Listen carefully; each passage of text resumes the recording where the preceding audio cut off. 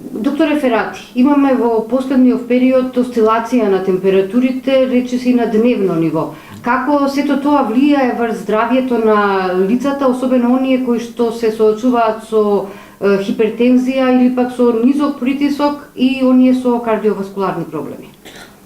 Познаете, целта на кардиоваскуларниот систем е да го сочува внатрешното функционирање на организмот без обзир на влијанието на надворешните влијанија, значи да се мисли за атмосферските влијанија.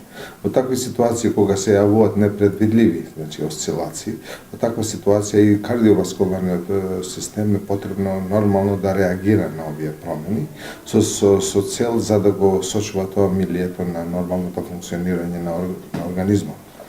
Што значи дека секоја осцилација која се јавува во ваква ситуација нормално допринесува до појава на осцилации на крвниот притисок, а осцилациите на крвниот притисок нормално доведуваат до појава или даваат могуćност за појава на други несагани влијанија кои се поврзани само со хипертензијата. Како да се справат хронично болните со ваквите појави? Хронично болните е потребно нормално да ги посетуваат лекарите во вакви ситуации заради тоа што во случај кога имаме значи несакани ефекти од страна на крвниот притисок е потребно да се врши регулирање или корекција на дозата на антихипертензиви. Тоа е посебно битно, посебно за зимскиот период, заради тоа што самиот начин на исхрана во предел на зимскиот период, кој е поврзан со помалку значи физичка активност, фактички да делува уште полошо, значи во смисла на кревање на средниот артериски притисок, кој покасно може да дава до вакви промени. Што значи дека во ваква една ситуација самите пациенти мора да идат да се контролираат на лекар, да видат дали имаат некој импакт или фактички влијание на нивниот крвен притисок и врз база на тоа да се врши некоја корекција со цел за да се сочува нормалното функционирање и нормалниот притисок кој го имаат као пациенти.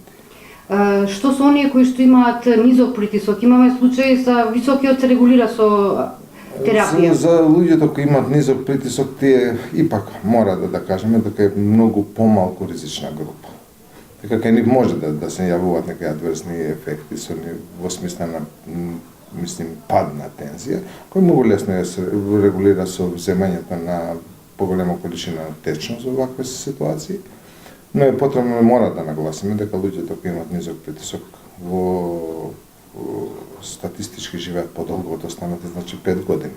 Тие не представуваат некој посебен проблем, заради тоа што тие падови на тензија никош не се толку големи за да допринесат до појава на некои други, хемодинамски пореметувања. Друга е работа ако имаме еден хипотоничар и кој има други некои органски заболувања кои допринесуваат до големи падови на тензија, али во таква една ситуација представува другата болест која фактички го влошува нискиот притисок, а не нискиот притисок да представува таков некој проблем. Тука не зборуваме само за луѓето кои имаат например падови на тензија од болести како што е проливи, извинете на израз, значи диареја или други кои допринесуваат до појава на ниски притисоци. Колку редовните контроли можат да го спречат, да ги спречат ваквите проблеми кај пациентите? И така. Потребно да знаеме дека ипак кардиоваскуларниот систем, притисокот влијае врз база на механичка компресија или механичка реакција во ниво на зидот на крвните садови. Во ситуација кога имаме големи осцилации, нормално дека притисокот во ниво на крвните садови е многу поголем неко кај нормално. Ако почнеме со тоа дека со процесот на старење кај луѓето е поврзан со стварање на атероматозни влаки во ниво на крвните садови, кои не се еластични. Може да замислите ситуација во крвен сад кој е еластичен, во внатрешноста се ствара една не еластична крвна плака. Во моментот кога влијае крвниот притисок, нормално дека влијанието во ниво на плаката ќе биде 2 до 3 пати поголем, што допринесува до појава на руптура на плаката, или фактичко оштетување на низината кора, која во час може да направи една тромбоза. Тоа значи дека регулирањето на тензија, со регулирањето на тензија ние ќе успееме да направиме две работи кои се многу битни. Прво, ќе направиме намалување на појава на компликации кои може да се јават. И вториот елемент што е многу битен, со регулирање на тензија ние фактички го спречавање и предвременото старење на крвните съдови. А човекот е стар колку што му се крвните съдови.